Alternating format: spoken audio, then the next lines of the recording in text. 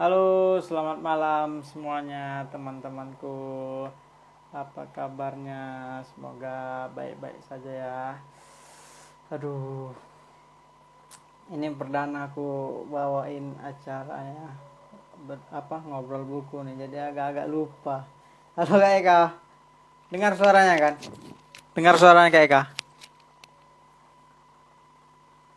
Oke, selamat malam ya kawan-kawan semuanya, dimanapun kalian berada, dimanapun kalian bisa mendengar suara ini, bisa mendengar siaran ini.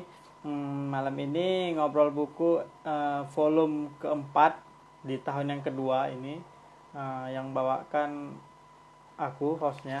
Nanti kita akan berbincang-bincang dengan narasumber kita, mengobrol buku, membahas ini nih, bukunya ini nih, Perempuan dan Belati, Antologi Cerpen M. Rauda Jamba.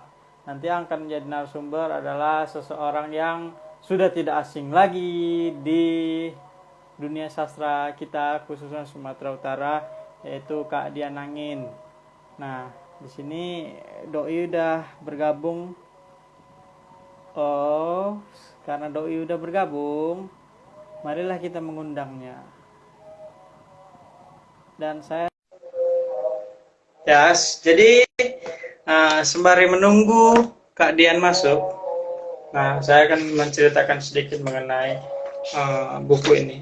Buku ini merupakan naskah terpilih sayembara manuskrip buku cerpen Obelia Publisher pada tahun 2017. Nah, jadi pada tahun 2017 itu tepat 1 tahun berdirinya Obelia. Obelia itu mengadakan sayembara manuskrip buku cerpen khusus untuk penulis-penulis yang berada di Sumatera Utara. Nah, tujuannya itu sebenarnya untuk mengorbitkan atau memunculkan teman-teman penulis yang berada di Sumatera Utara untuk membuat karya gitu supaya bisa dijual di kancah nasional gitu. Jadi beberapa peserta yang ikut dan inilah dia hasilnya gitu, naskah terpilihnya. Dan ngomong-ngomongnya ini lagi, baru tahu saya Kak Dian Angin ini narasumber kita ini beliau adalah salah satu peserta. Oke, nanti Oh, bagaimana semuanya kita tanya aja langsung. Halo Kak Dian, halo. dengar suaranya? Ada, aduh, dengar. Suaraku dengar juga. Dengar, alhamdulillah dengar. Di mana posisi Kak? Di Di kampung seperti biasa di Brastagi. beras saja. Musim hujan Sehat, sana ah? enggak? Kenapa? Musim hujan sana enggak? Nggak, kering. Kering Sangat-sangat kering. ya? Kayaknya mau kemarau. Kayaknya mau kemarau nih ya. Oh ya, itu kalau kering itu berarti sebuah kabar bagus ya. Jadi wisatanya lancar, Oh, kebunnya ya. Tapi, lancar, ya kan? bona kan. Oke Kak, aku lupa tadi sebelum aku muncul ada yang nelpon, jadi lupa aku. Lah, Untung aku, tiba-tiba blank ya. untung aku udah nyatat gitu kan. Jadi Ya, pembukaannya ada ya tadi lupa. ada contekan ya. Aku nggak ada apa-apa nih. Aduh. Ada dong, biar nampak profesional. Waduh. Hmm, Jadi udah, mari kita mulai nih. Ya boleh lah, apa lagi? Mari kita mulai ya. Yuk. Ini aku buat judulnya pertanyaan-pertanyaan untuk ngobrol buku Perempuan dan Belati. Hehehe. Jadi di dalam Aduh. buku ini ada 15 judul cerpen nggak ya? Yuk. Nih kak ya. Setiap membaca buku sedap. Aku jadi kayak baca ya. Ya kan. Kita pasti setiap baca buku itu pasti ngerasakan sensasi yang beda-beda gitu kan. Ketika baca buku Ya. ini kita beda tuh, ya kan. Ketika baca buku yang satu kita beda. Kadang kita ada perasaan yang mendominasi itu misalnya geram gitu kan, atau kecewa, atau sedih, atau marah, terbakar gitu kan. Nah, pertanyaannya nih, ketika kakak menyelesaikan buku ini gitu, secara keseluruhan ya, dari halaman 1 sampai habis sampai selesai gitu, apa yang pertama kali kakak rasakan? Itu yang pertama Eh, yang mesti dijawab. oh, yang mesti dijawab. Apa ya? Ini setelah baca bukunya kan. Iya Tapi dong. kesan pertama waktu lihat covernya dulu sama judulnya boleh nggak? Nah, boleh. Boleh. Oke, ini dari judulnya Perempuan dan Belati ya kan. Kesan dan waktu nengok covernya ini sebenarnya nggak kelihatan nih belatinya. Pertama nengok, oh cantik ya jalinan rambutnya gitu. Ini kira-kira gimana ya gitu. Setelah dilihat 2 kali, 3 kali baru kelihatan di sampulnya ini ada belatinya gitu kan. Kirain Dan tusuk konde setelah ya. kirain tusuk kode. Nggak juga lah, tapi karena ini dari judulnya langsung langsung tanda kok ini melati gitu. Dan kesan pertama setelah lihat ini dan setelah baca sesuai pertanyaan Alda tadi, langsung ngerasa cerpen-cerpen yang ada di dalamnya ini yang melibatkan tokoh-tokoh perempuan itu jauh dari kesan-kesan feminim perempuan pada umumnya gitu. Nggak ada tuh di cerpen-cerpennya ini keterlibatan hal-hal feminim perempuan seperti pada umumnya lah. Nggak ada lipstick, nggak ada apa ya, kerja-kerja ala kantoran sepatu high heels gitu segala macam. Tapi kesan yang muncul itu adalah sifat-sifat sangar yang tersembunyi di jiwa-jiwa perempuan gitu. Dan di cerpen-cerpennya ini kita bisa melihat apa ya, perubahan-perubahan perasaan, perubahan-perubahan tingkah laku dari tokoh-tokoh perempuan itu sendiri dan gitu. Dan ini kisah-kisah, ada banyak kesan sebetulnya. Ada yang sangar, ada yang mendayu-dayu, ada yang sedih, segala segala macam sih Al itu. Yang pasti cerpen-cerpennya ini jauh dari kesan feminim. Itu sih kesan secara keseluruhan setelah baca bukunya. Iya, iya. Gitu. Terus tema yang diangkat ini kan macam-macam nih Kak. Tapi secara keseluruhan kita bisa apa mengeneralisasinya kan persoalan sosialnya ini sebenarnya semua kan. Ya, ya Persoalan betul. rumah tangga, tapi dia mencakup di situ persoalan rumah tangga, tradisi, budaya, agama gitu kan, masalah Mm -mm. lingkungan juga. Dan yang paling Mm -mm. penting itu sebenarnya konflik batin. Kalau pembacaan aku tuh konflik batinnya itu pada setiap cerpen itu sangat terasa, pasti Ya. ada pertempuran batin di sana. Itu kayak mana tuh menurut kakak? Iya, betul. Aku juga sangat sangat merasakan sih, baik yang ada tokoh perempuannya, walau tidak ada tokoh perempuannya, itu pergolakan-pergolakan batinnya itu kental sih. Mau yang bercerita masalah sosial, masalah budaya, seperti yang Alda bilang tadi, masalah religiusitasnya, ini pergolakan-pergolakan batinnya, tingkah laku tokohnya, ini memang sangat terasa dan sangat kental di setiap cerita, gitu. Ya, terus untuk menyambung itu kak, menurut pembacaan kakak ini sebenarnya apa sih yang bisa, ini menurut pribadi kakak aja, apa sih yang bisa Mm kakak tangkap kan soal keinginan yang -mm. dibawa si Bang Raudah ini di dalam Mm cerita-ceritanya? Sebenarnya Bang Raudah ini mau menyajikan apa nih kepada pembaca, tapi ini menurut versi kakak aja gitu. Nah, menurut Oke, versi kakak. menurut versiku ya.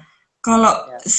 setelah ku lihat nih, setelah ku amati cerita-cerita ini, tentu dari judulnya Perempuan dan Belati ini jadi sentral ya, cerpen sentral di antologi ini gitu kan. Terlebih memang dari banyak cerpen ini banyak juga tokoh perempuannya gitu. Nah, yang aku tangkap dari penulisan Pak Raudah ini, mungkin penulisnya ingin menyajikan dan mengeksplor apa ya, sifat-sifat perempuan, bagaimana perempuan memecahkan masalah, bagaimana konflik-konflik batin perempuan dalam setiap apa ya, pergolakan hidupnya gitu, dari sudut pandang seorang laki-laki. Aku merasa kayak begitu gitu.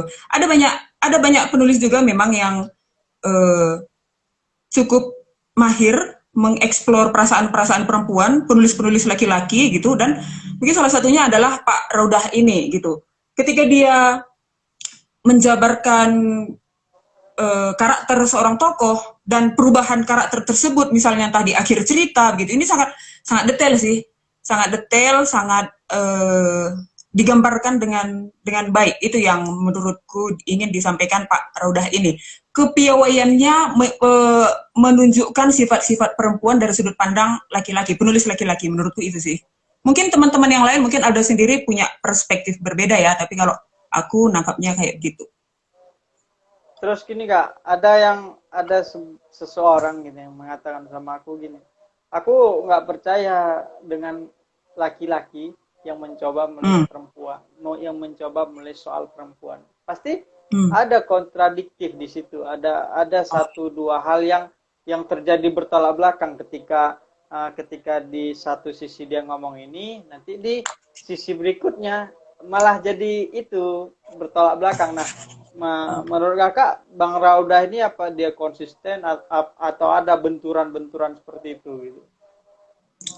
Kalau yang kulihat sih dan yang seingatku dari cerpen-cerpen ini cukup konsisten ya, dan aku nggak apa ya, agak susah sih bilangnya, tapi kalau aku melihat seperti yang Anda bilang tadi, kalau penulis laki-laki, ada orang yang bilang nggak setuju nih penulis laki-laki yang menuliskan tentang perempuan gitu tadi kan?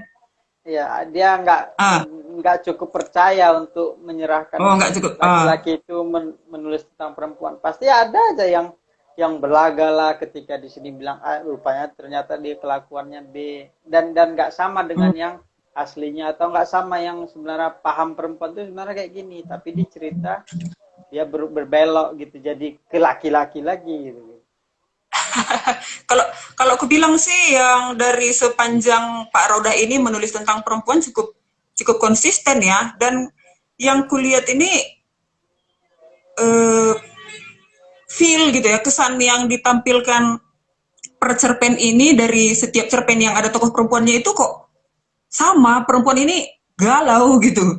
Semuanya memunculkan sisi sentimentalnya, sisi sedihnya, muramnya perempuan, itu sih. Di hal itu Pak Roda ini cukup konsisten gitu. Menurutku cukup kalau aku lihat ini cukup konsisten lah Pak Roda ini. Jadi apakah ya begitulah memang sebenarnya perempuan di dunia nyatanya gitu, atau ya apa yang dituliskan itu ya di dunia nyata ya perempuan memang seperti itu memang, atau ada rekaan-rekaan dan dugaan-dugaan, ada terobosan yang ingin ditawarkannya gitu, dia bertolak belakang dari keadaan nyatanya gitu kan. Oke. Kalau aku jujur ya, ada beberapa cerpen memang yang terasa dia konsisten menuliskan kemuraman perempuan, tapi di beberapa judul itu memang ada yang terasa berlebihan sih gitu. Memang Pak Roda ini nggak di judul yang terbatas, di jumlah kata yang terbatas, karakter yang terbatas, alur terbatas, namanya juga cerpen ya kan. Ya. Tentu itu yang mana ya, juga, apanya tuh? Yang ini secara keseluruhan sih. Secara keseluruhan yang bilang aduh sampai mana tadi kan jadi lupa. Ada yang berlebihan sih menurut aku gitu. Seperti yang dibilang tadi, di keterbatasan judul, di keterbatasan kata ya kita nggak bisa menyalahkan Pak Rodah juga gitu kan. Dia nggak bisa merangkul semua sifat perempuan kan di dalam antologi cerpen ini gitu. Dia mungkin memilih topik sentralnya itu kemuraman perempuan, perasaan-perasaan perempuan, konflik-konflik batinnya gitu. Dia kan nggak bisa merangkul perempuan dari sifat perempuan dari segala situasi, pekerjaan, ekonomi, dari situasi keluarga, itu kan nggak bisa dirangkul semua gitu. Dan memang ada yang agak berlebihan sih.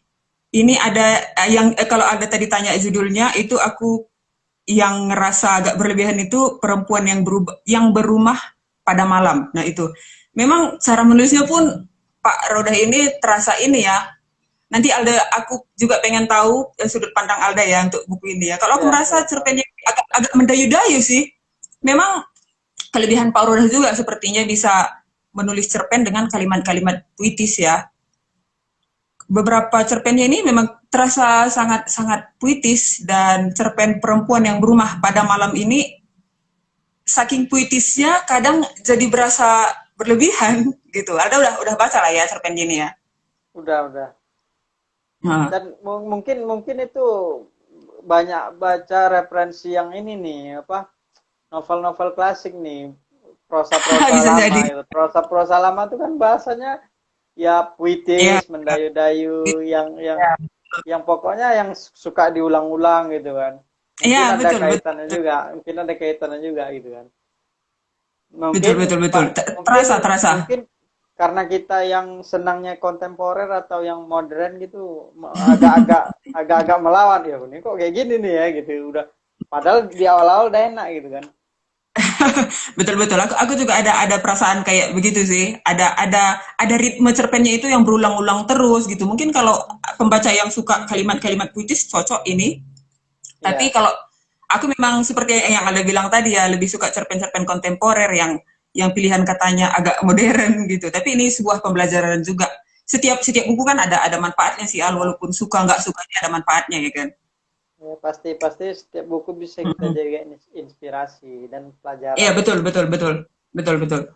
Oke, kalau berarti yang menurut kakak agak lebay itu yang cerpen yang tadi gitu kan, yang perempuan yang Iya, berenang pada malam. Nah, dari iya. dari yang 14 yang lainnya, mana nih menurut kakak yang paling kakak suka gitu dan kenapa Oh, gitu? Nah, yang aku suka, ya, eh, yang aku suka itu adalah cerpen terakhir. gubernur, Judul gubernur.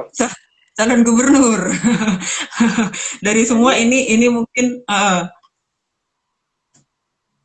lanjut kak, kenapa? lanjut kak, lanjut, lanjut. Ya, calon dari sisi penulisan juga yang paling lugas ini menurut aku yang paling temponya lumayan cepat, konflik-konfliknya itu tancap gitu, agak-agak alurnya cukup enak dinikmati, tidak ada pengulangan-pengulangan yang berlebihan seperti yang kita katakan tadi, dan konfliknya itu ya seperti yang udah kita bilang berulang-ulang sangat dekat ya sama kehidupan kita calon gubernur ini, apalagi pemilu baru lewat ya kan. Ya, Jadi ya, ya. aku baca bukunya ini pas Desember pula itu, jadi cukup cukup berasa gitu. Calon gubernur ini langsung di kepala, wah gini nih gitu. Langsung langsung berasa cerpennya gitu. Ya, itu ya, penulisannya lugas, terus konfliknya hangat dan Iya, ya setiap mau pemilu, setiap mau pemilihan gubernur pasti ceritanya ya akan seperti itu juga. iya Jadi betul. ini berkesan kali, lengket kali kan. Iya, lengket langsung mengena ceritanya. Oke Kak, ini sebelum kita lanjut, kita mau nyapa Hmm. teman-teman gitu kan. Terus terima kasih ya teman-teman semuanya. Banyak yang nge-wave nih. Hai. Ini nggak mungkin lah dibaca satu-satu ya. Nanti lama pula. Selamat bergabung teman-teman. Terima kasih sudah setia menonton acara siaran ini. Ya. Terus bagi teman-teman yang ingin bertanya apapun itu mengenai antologi cerpen perempuan dan belati, silahkan tulis di kolom komentar. Nanti uh, Kak Dian akan menjawabnya. Dan ada satu Ya, pertanyaan dari Kakak Eka Dalanta. Jadi menurut ya, Dian, cerita tentang perempuan ini masih hanya berdasarkan sudut pandang lelaki, belum menjamin kacamata perempuan. Nah, ini seperti yang udah kita bahas ya, tadi, tapi pertanyaan yang mungkin tadi. kurang puas dia nih, kurang puas. Maklum lah, perempuan kan selalu kurang puas. Ya, oke. Pertanyaan Kak Eka tadi ya. Kalau aku bilang sih ini 50-50 ya. Ada yang menurutku sesuai, ada yang menurutku ya dari mata laki-laki aja gitu. Berdasarkan feeling mereka aja, berdasarkan pengamatan mereka saja gitu. Ada beberapa cerpen yang mungkin aku merasa penulisnya ini belum menempatkan diri sebagai perempuan gitu. Kalau kita lihat dari kacamata perempuan, inilah yang Alda bilang tadi, ada apa ya, berbalik gitu. Yang ditulis Ya, seperti ini, kenyataannya seperti ini. Nah, itu kan yang penulisnya ini menurut kacamata laki-lakinya gitu. Dia belum belum belum pas lah menurutku menempatkan diri sebagai perempuan, melihat konflik-konflik perempuan, melihat perasaan-perasaan perempuan gitu. Ada beberapa cerpen yang memang belum sesuai gitu, Kak Eka.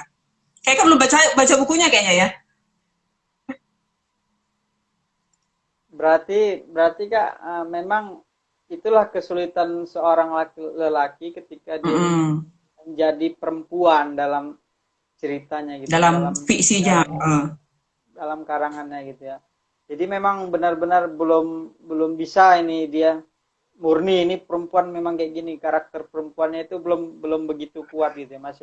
Masih ada goyangan, masih ada goncangan, masih ada Ya, kontradiktifnya ya. sedikit lah, mungkin mungkin di cara penyampaiannya juga gitu. Seperti yang kita bilang tadi, ada yang terlalu mendayu-dayu sampai konfliknya itu, klimaksnya itu kurang berasa gitu. Nggak perempuan Pen- kali gitu ya. Perempuan nggak gini loh kalau kalau Iya, ada konflik seperti ini gitu ya. iya. Ini kok terlalu sedih kali. Kayaknya kalau aku dihadapkan sama masalah ini, nggak Nggak kayak segininya gitu. lah. Iya, iya, iya, iya. Ada Mungkin pergolakan semacam itu gitu. ya ya. Masih ada kita jumpai kelemahan gitu ya. Artinya karakter Ya, perempuannya ya. itu ya masih labil gitu ya. Ya, sedikit labil lah. Tapi berdasarkan labelnya ini buku pemenang sayembara udah pasti top lah. Ini Ada ya, aku ngomong-ngomong sayembaranya nih, ini ada hal yang menarik ini. apa-apa. Sebenarnya sebenarnya aku nggak mau membahas ini, tapi kakak yang luar Tuh. mancing kan gitu kan. Buku ini naskah pilihan gitu kan, sayembara Ah, manuskrip buku cerpen Obelia pada tahun 2017. Nah, oh, katanya kakak ikut gitu kan. Ikut betul. kemarin ngirim naskahnya. Sebenarnya aku nggak mau nih ngomong ini. Jadi ini Gak antara apa-apa lah. kita aja gitu kan. Tapi kakak sendiri yang mengutarakan nih. Aku ikut loh itu. Jadi, Iya, kan nah, langsung langsung itu loh. Langsung waktu pertama baca halaman awalnya ini, oh, aku ikut kemarin ini nih. Oh, berarti pemenangnya yang ini. Kemarin itu tahu waktu baca pemenangnya udah tahu kalah, tahu yang menang ya kan. Cuman setelah baca iya, ini, oh ini gitu. ini barangnya gitu ya. Ini Jadi orangnya gitu. setelah kakak baca nih kan, pasti kakak akan membandingkan ini. Ini pasti, udah pasti ini menang. Ini naskah aku yang kukirim itu kalau masih ada kakak arsipnya, gitu kan. Pasti Ya. kakak banding-bandingkan. Ih, kayak gininya dia menang. Ini naskah aku. Nah, itu macam mana tuh kak? Apa kelebihan naskah ini sama naskah Hmm. yang kakak punya? Itu aku mau apalah tanya kejujuran Iya, penulisnya, ke agak-agak ngeri. logo penulisnya nih. Ya ini nih yang ngeri ke logoan ini yang agak apa ya. Oke, kalau disuruh Iya, membandingkan, tunggu kak, tunggu belum ya sebelum nggak jawab. Kak Eka tuh jadi kompor juga tuh, gitu kan? lah, Dia juga kenapa? nanya Kenapa? gitu, dibandingkan naskah Dian, karena Dian juga ikut lombanya, apakah memang perempuan dan belati ya, perempuan dan belati ini pantas jadi pemenangnya? Wah kakak kompor kata ya. ada Oke, ada yang sekalian ada yang setuju juga rupanya ya. Kakak menjawab pertanyaan itu. ya, direstui ya, pertanyaannya nyambung gitu ya. Oke, Kak, kalau Kak, kalau di Kak, ini karena mumpung aku salah satu penyelenggaranya, ini kesempatan buat kakak ini apa namanya melempar menggugat bola gitu gitu. ya, menggugat gitu kan. Enggak sih. Kalau kalau disuruh membandingkan dan kalau Alda bilang tadi ini kesempatan untuk menggugat, enggak sih, aku nggak akan menggugat dibandingkan dengan karyaku ya. Tapi kan aku kan nggak tahu nih peserta-peserta lain naskahnya gimana, apakah ini udah yang paling tepat untuk menang segala macam itu jelas aku nggak bisa ngomong ya. Tapi kalau dibandingkan dengan karyaku, jelas aku nggak akan menggugat eh, Alda atau pihak Obelia sebagai penyelenggara gitu. Karena pada tapi tolong pertanyaannya nanti jangan bercabang ya. Ya, Seperti ya, kita ya, udah ya. udah ya. Kalau dibandingkan memang tulisanku pada masa diadakannya sayembara ini tahun 2017 ya. Ya, Ya, tahun 2000 2017. tahun 2017 di situ aku baru apa ya setahun menulis juga gitu dan peredaran tulisan-tulisan ke itu masih sekitar lokal-lokal lah gitu dan kalau kalau memang penilaiannya dan yang dimenangkan ini jelas aku dengan legowo mengakui naskahku itu memang nggak layak untuk menang gitu. Berarti penulis logo, berarti kami nggak salah ya. Nggak sih kalau aku mengakui kalau disandingkan dengan tahunnya ini gitu pada masa diadakannya sayembara ini, jelas tulisanku masih sangat dangkal, konflik-konfliknya juga ya dangkal lah gitu. Cara penulisannya juga masih sangat-sangat polos, tidak ada explore yang lebih gitu. Aku cuma pada waktu menulis ini untuk naskah ini, aku mengikuti tutorial-tutorial yang di Google itu tuh, menulis cerpen tahapnya seperti ini, tap tap tap tap tap tap tap gitu. Tapi kan Wah, luar biasa. seiring waktu kan ya ada perkembangan lah, namanya juga kita ingin bergelut di bidang ini ya kan, senangnya ini, hobinya ini, bisa ya ada pemasukan lah dari ini, tentu kita ada perkembangan, ada pembelajaran ya kan. Kalau dan ya jawaban untuk yang tadi, aku memang mengakui tulisanku nggak sebanding sama yang ini, nggak Tapi sebanding sama ini. luar luar biasa berarti proses perjalanan Kak Dian gitu ya. Dari Ya, 2000 berarti mulai menulis 2016 ya kan? Karena Kakak ya, bilang tadi mulai 2000 diterbitkan sebetulnya Al, mulai mulai mulai pertama diterbitkan. diterbitkan itu 2016. Kalau nulisnya sih sebetulnya udah jauh sebelum itu, cuman ya jadi arsip-arsip digital aja gitu. Oh. Dah tahun 2016 ke 17 itu koran-koran lokal Medan lah. Dan kalau disandingkan dengan ini, dengan pengalaman yang segambreng ini, Pak Raudah dengan prestasi-prestasi segudangnya, ya ini Beda lah sangat ya gitu. layak. Ya, dah, dah. Nih, ini bukan aku yang bilang ya. Itu Ya. Kak Eka lagi, kita baca komentarnya. Sekarang udah pro aja. Nah, kar- Oh, karena Kak Eka gitu, jadi aku mau mau menambah aja ya. Kurasa kurasa memang sekarang udah pro. Tunggu aja tanggal mainnya ya kan. Tunggu aja tanggal mainnya kan. oke. Sebetulnya masalah pro atau enggak ini ya, aku terima-terima sih pujian-pujian semacam itu. Aku yakin teman-teman juga bisa melihat, mengatakan seperti itu tentu ada dasar-dasarnya juga sih. Dan sampai sekarang ini aku berusaha nggak berhenti belajar, dan semoga kedepannya makin sukses lah. Terutama yang tunggu tanggal mainnya tadi. Jadi nanti nanti aja promo ya sekali lagi ya. Ya, belum belum buknya, barang buktinya. Oke, kita lanjut. Atau ada Lanjut lanjut. teman-teman yang mau bertanya silakan. Kak Eka aja yang nanya dari tadi ya. Bang Ju, Titan mana nih? Dan yang lain-lain. Halo semuanya yang wave ini, terima kasih sudah bergabung. Terima kasih sudah uh, waktunya walaupun sedikit untuk menengok kami berbincang-bincang. Terus Kak, ini ya kita bicara konflik nih sekarang. Bang Rauda ini kan Yuk. cenderung menghadirkan konflik-konflik yang realis gitu kan. Nah, namun di Mm. beberapa cerpen ada bagian yang memiliki ambiguitas, ya kan? Macam ini nih, cerpen pagar gitu kan. Nah, di dalam cerpen pagar itu aku merasa dia mengatakan pagar itu bukan pagar secara fisik gitu. Ada makna lain gitu kan. Pagar itu bisa sebagai pembatas antara kehidupan satu keluarga dengan kehidupan keluarga yang lain gitu. Nah, ada juga bulan gitu dan sebagainya. Nah, ini bagaimana menurut Kakak nih? Lambang-lambang atau simbol-simbol yang dimainkannya di dalam cerpen realis ini gimana nih menurut Kakak? Ini kita mungkin agak agak berbeda Berbeda ya. nih. Ya.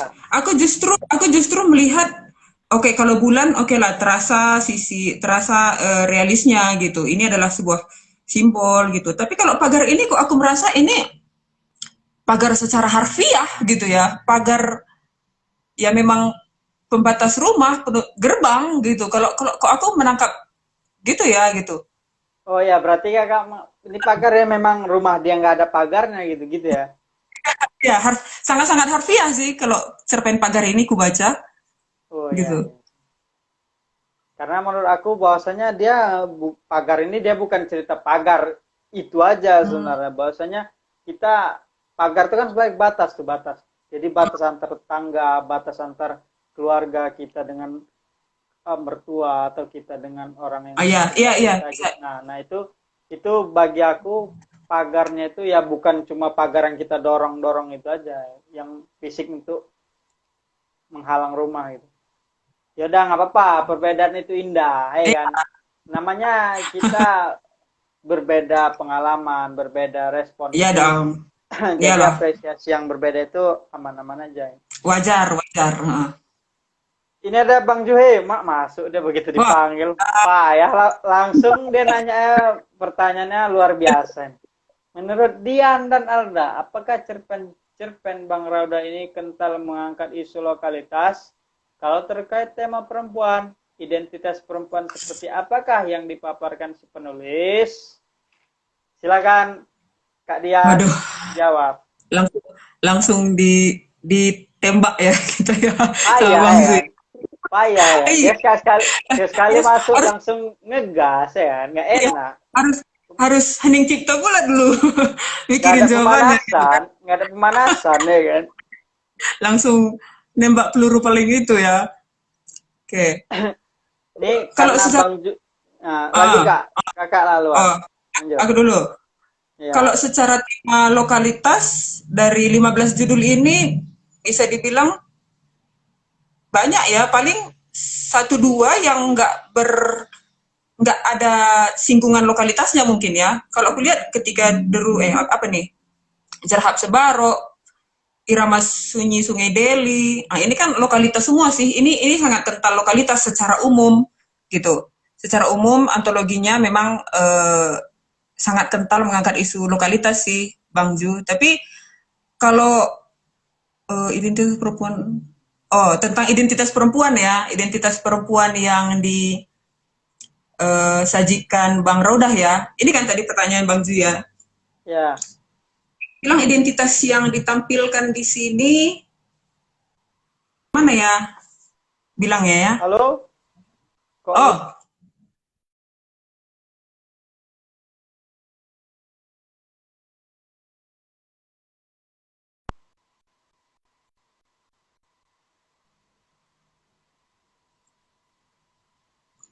Oh, halo. Halo Kak, Ada ada halo Kak, ada sinyalnya agak ngadat tadi kayaknya ya. halo, halo, halo, Yo, halo Kak Tian, nggak dengar? Nggak dengar? buffering, macet, Oh, oh, udah kedengaran ya? udah, halo, Yo, halo, kok yo, macet-macet nih? tes. Siapa yang salah nih? Loh, kok di tempatku Alda lancar, aku juga lancar. Siapa nih yang Iya, yang ikut? udah normal, udah normal, Oh, udah normal. Yo, udah. tadi, Sampai yo, mana tadi? tadi, tadi Bang Ju nanya kentalnya isu lokalitas dan identitas perempuan ya. Ya, betul.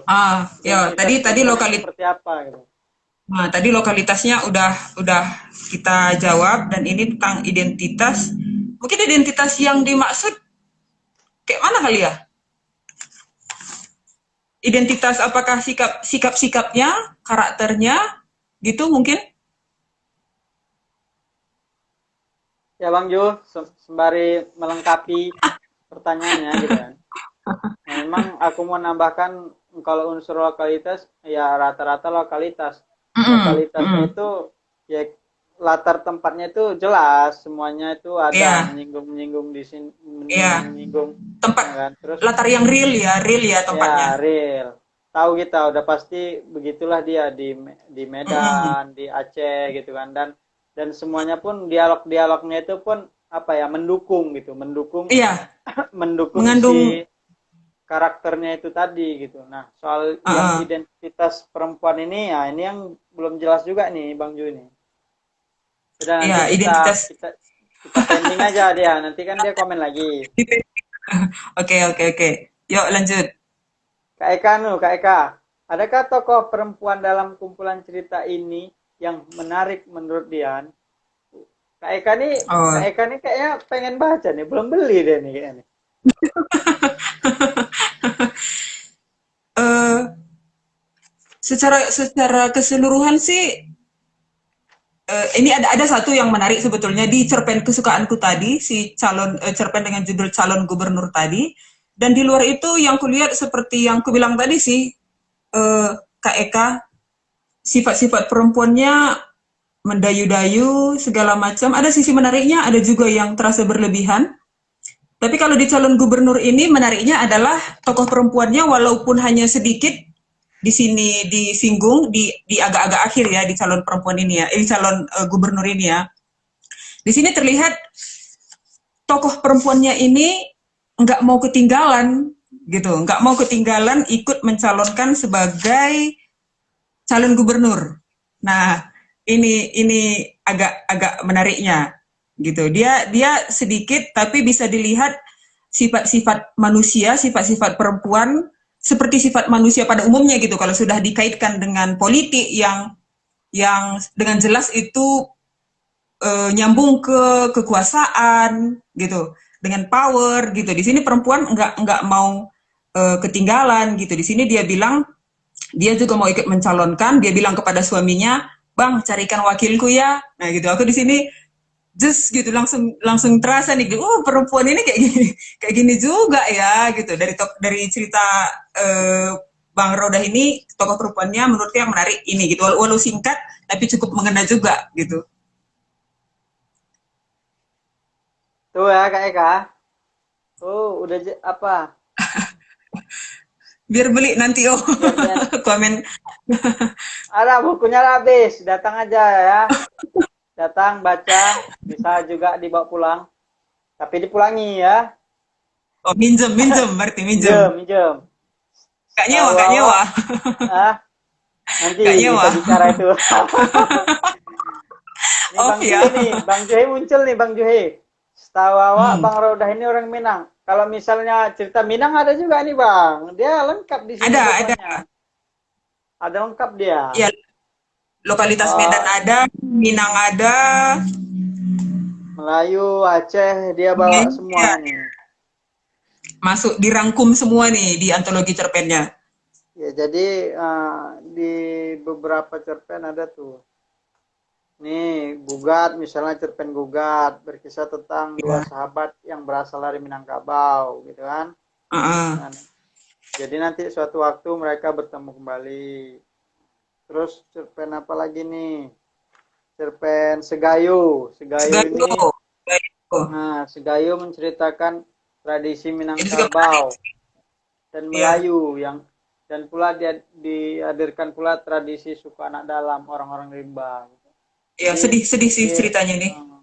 Jadi ini keprihatinan dia gitu kan terhadap terlantarnya anak-anak suku anak dalam gitu kan.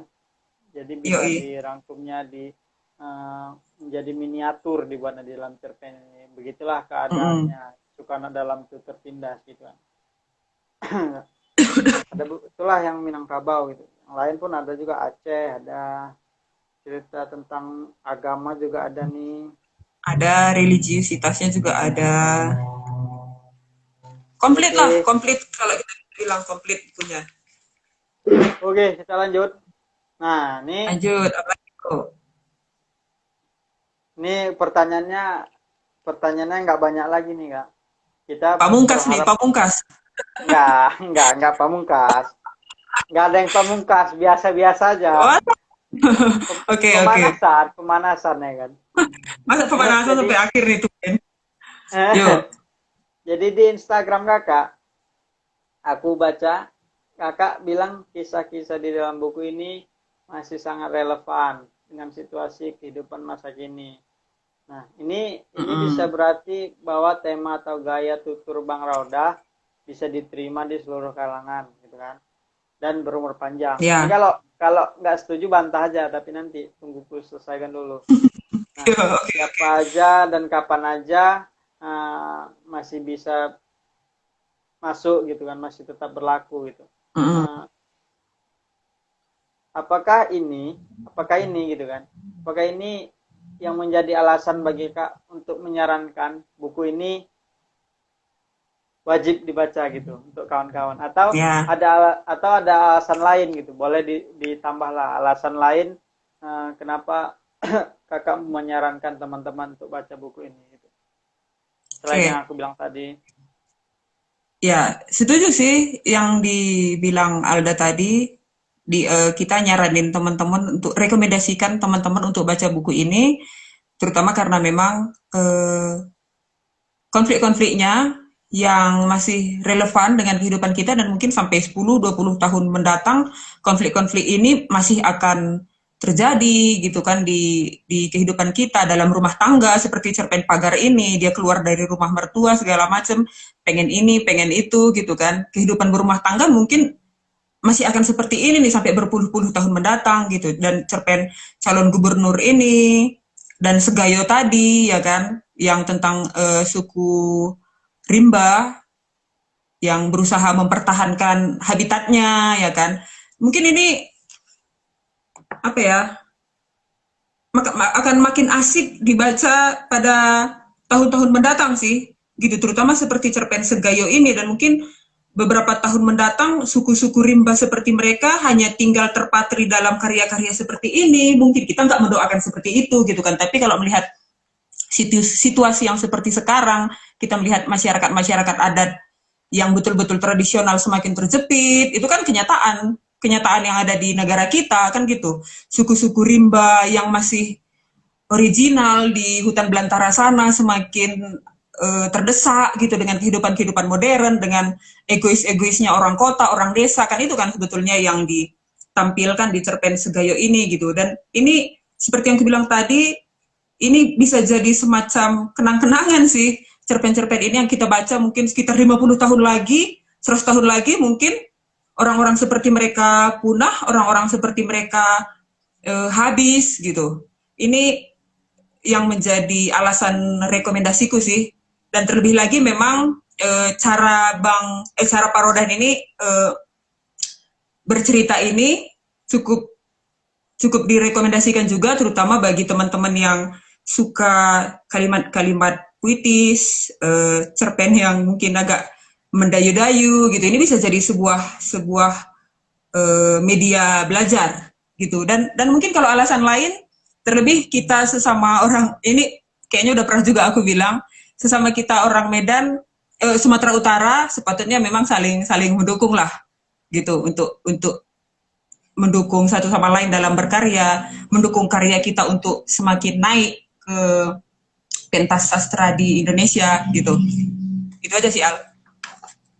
Ya, siap Kak. Ini nggak ada di catatan sih, tapi aku menangkap tadi dari apa yang barusan Kak sampaikan kan, Kakak bilang ini konflik-konflik seperti ini pasti akan terjadi lagi pada saat kita pemilihan gubernur atau pada saat kita membangun rumah tangga gitu kan. Konflik-konflik ini ya akan terjadi pada setiap orang gitu kan.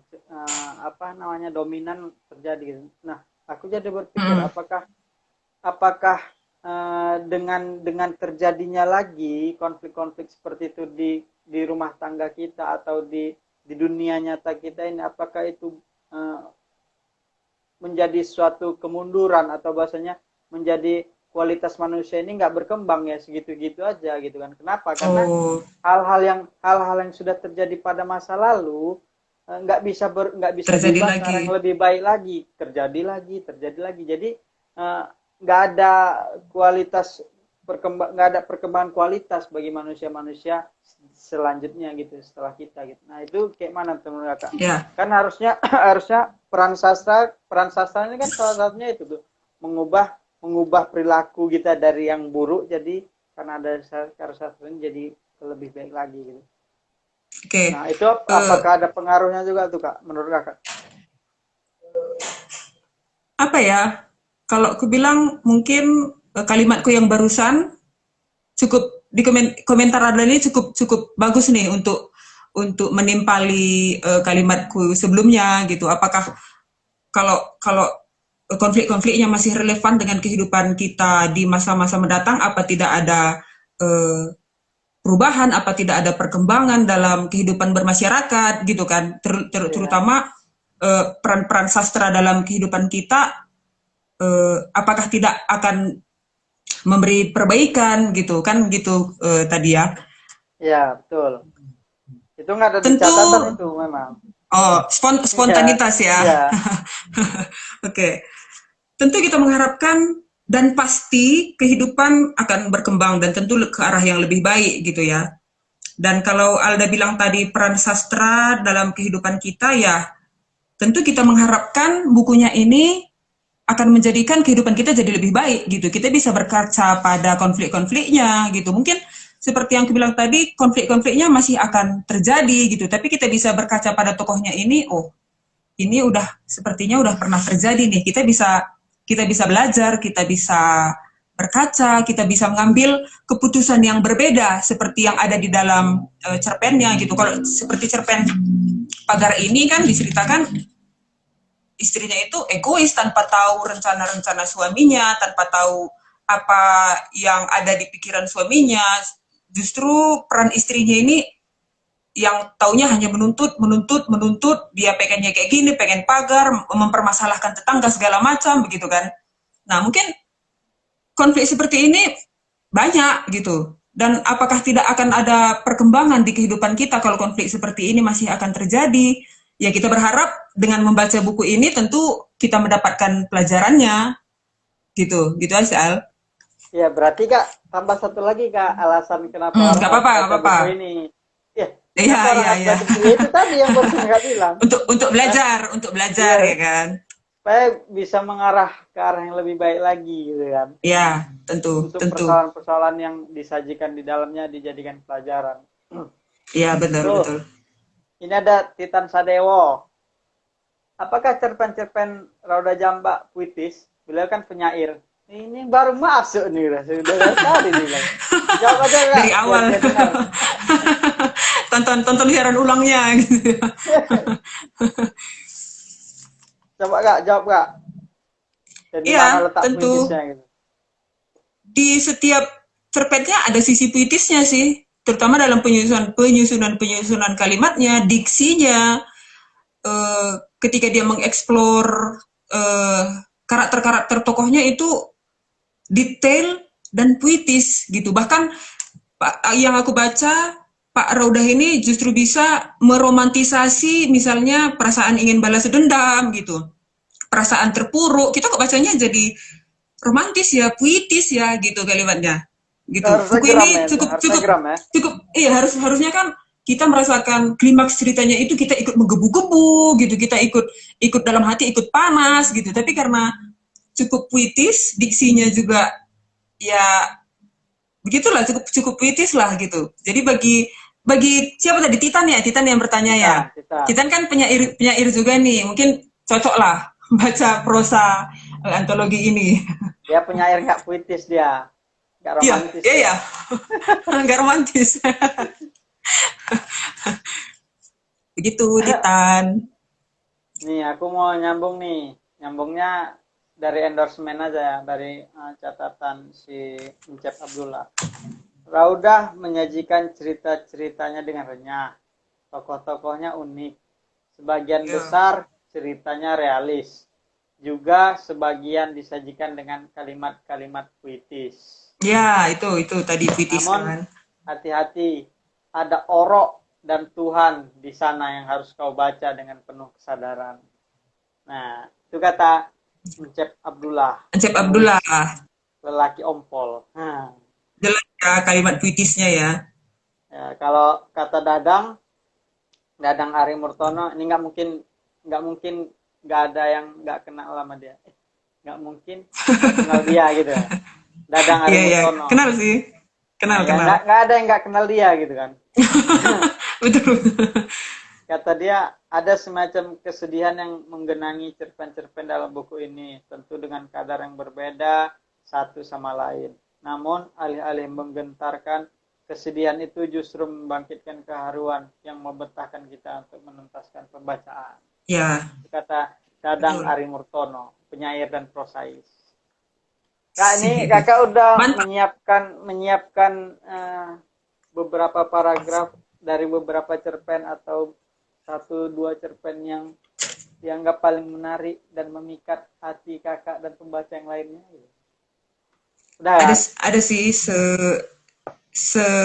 apa ya, satu paragraf sih ya dari cerpen yang aku sukai tadi, dari cerpen yang terakhir. Ya, tapi itu aja nanti ya. dulu. Nanti. Ya, oke. Pertanyaan terakhir ini. Banyak ya. Ini pertanyaan terakhir dari aku sebelum menuju ke pembacaan itu gitu kan. Nah, aku mau nanya soal kualitas cerpennya. Kualitas cerpennya, jangan kualitas bukunya gitu, kualitas cerpennya. Nah, kakak kan udah sering nih baca buku-buku penulis luar Medan gitu kan, penulis luar Medan yang Jogja, Jawa, Jakarta, Kalimantan dan lain-lain, NTT dan sebagainya gitu kan. Dan ada juga beberapa yang penulis-penulis internasional gitu kan, terjemahan gitu. Nah, menurut kakak bagaimana kedudukan cerpen-cerpen Bang Raudah di dalam buku ini gitu kan? Nah, apakah bisa kita sejajarkan dengan penulis-penulis luar Medan itu? Nggak usah cerita internasional lu, yang luar Medan itu, gitu kan? Terutama karya-karya penulis luar itu yang mendapat penghargaan, gitu kan banyak tuh penghargaan. Jadi, apakah buku cerpen ini bisa kita sejajarkan kualitasnya? Ini nggak kalah bagus loh kualitasnya dengan buku-buku prosa lain yang dapat penghargaan itu. Oke. Gitu Kak. Apakah ini cukup mampu bersaing gitu ya dengan kualitas cerpen-cerpen dari penulis luar gitu ya? Ya. Tunggu ya, Kak. Ini Bang Raudah gabung sama kita. Kita undang masuk ke sini gimana? Boleh. Kita sapa boleh, dia juga ya. Boleh. Coba waktunya masih ada ya? Masih ada. Kita sapa dulu Bang Raudah. Kan kita nggak ditanya yang itulah yang apa lagi? Ini kalau aku ngundang dia, kita bertiga jadinya kan? Iya, nggak apa-apa, coba. Nggak, kita bertiga jadi kan? Nggak kakak keluar kan? Nggak usah. Bisa kan bertiga kemarin? Nah, kita coba ya. Kalau nggak bisa nanti coba lagi ya. Kakak pikirkan aja jawabannya yang tadi. Coba undang aja coba tanpa harus ini. Iya, udah aku undang nih. Ada. Harusnya bisa sih, kemarin sama Kak Eka bisa kan? Kemarin kan bisa kan? Oh, bisa. Assalamualaikum Bang Dah. Waalaikumsalam. Apa kabar? Alhamdulillah. Ya. Kayak mana? Dengar tadi apa yang kami cakapkan? Iya, awak berdebar-debar dengarnya. Aduh, berdebar-debar mendengarnya. Berdebar-debar ya mendengar ya. Ini makan berdebar-debar. Ini tadi lagi apa nih? Lagi mempertanyakan kedudukan buku cerpen Abang ini dengan cerpen kawan-kawan yang di luar Medan itu. Yang mendapat penghargaan itu. Kayak mana nih? Aku nanyanya sama narasumber kita. Jadi, abang di situ jangan buat dia gentar lah jawabnya. Jadi sikat ya. Awak yang gemetar. Gitu ya. Jadi, yang gemetar awak di sini. Jadi sebelum Kak Dian jawab, bolehlah sekiranya 2 atau 3 menit Abang menyampaikan proses kreatif tulisan buku. Ya, boleh. Terus kepo aku nih. Pesan kepada kami lah. Ya, adik-adik Abang nih udah lama kita nggak bertegur sapa ya. Iya. Awak yang takut. Enggak lah Pak. Bertegur sapa dengan Alda, awak takut awak. Enggak lah, jangan seperti itu. Oke Bang, silakan waktunya Bang. Kami mendengar arahannya. Iyo, arahan pula ya. Ya pokoknya apapun yang Abang mau katakan mengenai kita siap mendengar. Mengenai masa depan sastra Sumatera Utara kita, bolehlah. Ini yang mana yang mau dicakapkan ini sekarang? Kalau masalah sastra ngeri ya, dengan apa ceritanya nanti? Ya, itu ada pertanyaan Bang Johendri itu. Mungkin kan berdebar itu bagian dari proses kreatif si penulisnya katanya. Oh iya. Kalau sekarang yang jelas kalau kita cerita proses kreatif dari awal, ini sebenarnya ide itu muncul dari Alda dan kawan-kawan, Obelia. Iya. Iya, idenya. Salah satu idenya, kita punya penulis-penulis yang sudah senior-senior, ya kan? Tapi disayangkan penulis-penulis senior itu tidak punya buku. Apalagi bukunya buku tunggal. Oh iya. Nah, pertama sempat kita bicarakan dengan Sartika Sari. Misalnya Harta Pinem, begitu banyak karya-karya Harta Pinem Tapi untuk buku tunggal, antologi tunggal justru tidak ada. Sempat kita bicarakan juga tentang Pak Darwis Rifai Harahap, begitu banyak naskah-naskah dramanya. Tapi dalam bentuk satu buku tidak ada. Nah, begitu juga kalau kita lihat misalnya Yondi Tanto, begitu banyak karya dramanya. Y.S. Serat, begitu banyak karya naskah dramanya. Banyak lagi yang lain, yang senior-senior kita yang lain, begitu banyak karya-karyanya tapi tidak punya buku. Nah, itu yang sangat kita sayangkan gitu kan. Nah, itu pembicaraan itu. Nah, muncul pembicaraan itu, ya mungkin mereka sudah sepakat dimulai dari saya gitu kan. Oh ya, saya setuju aja. Nanti berikutnya yang lain menyusul, entah kapan waktunya kan. Dan akhirnya sempat juga buku kumpulan Damiri Mahmud ya kan, yang terpilih sebagai antologi puisi terbaik Indonesia juga. HPI, nah, HPI. Iya, HPI. Ya. Nah, itu proses awalnya pembicaraan itu. Jadi Obelia itu muncul bagaimana bisa membukukan karya-karya sastrawan Sumatera Utara yang belum punya buku.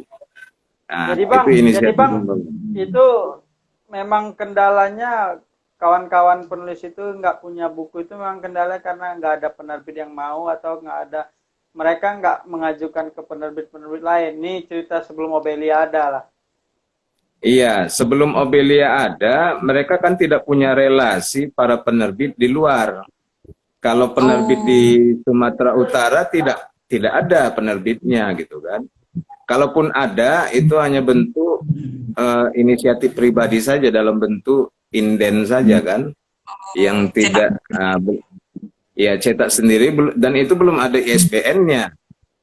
Ya secara pribadi aja gitu. Walaupun dulu sempat dimulai oleh kawan-kawan kita yang dulunya tergabung di Sastra Seni Indonesia, itu Ezra Dalimunti dan kawan-kawan. Tapi itu belum ada ISBN. Ya sempat juga kemarin ada forum keprihatinan sastra FKS. Sedih kan itu juga ada. Ya forum, makanya namanya forum keprihatinan sastra ya kan. Ya sempat membuat buku itu. Yang belakangan juga ada yang namanya Arisan Sastra. Terpaksa kita harus tek-tekan untuk memunculkan buku.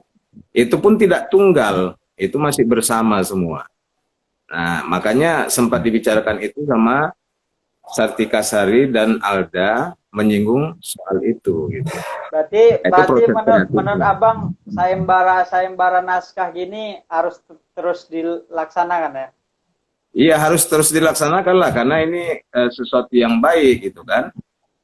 Sama juga dengan kita data siapa senior-senior kita yang karyanya perlu dibukukan gitu kan, untuk kita perkenalkan ke khalayak sastra Indonesia atau sastra Nusantara gitu. Karena kalau kita hitung yang punya buku secara pribadi antologi tunggal itu hanya bisa dihitung dengan jari. Itu pun karena kebetulan mereka mungkin punya relasi dan mungkin juga punya uang gitu ya kan.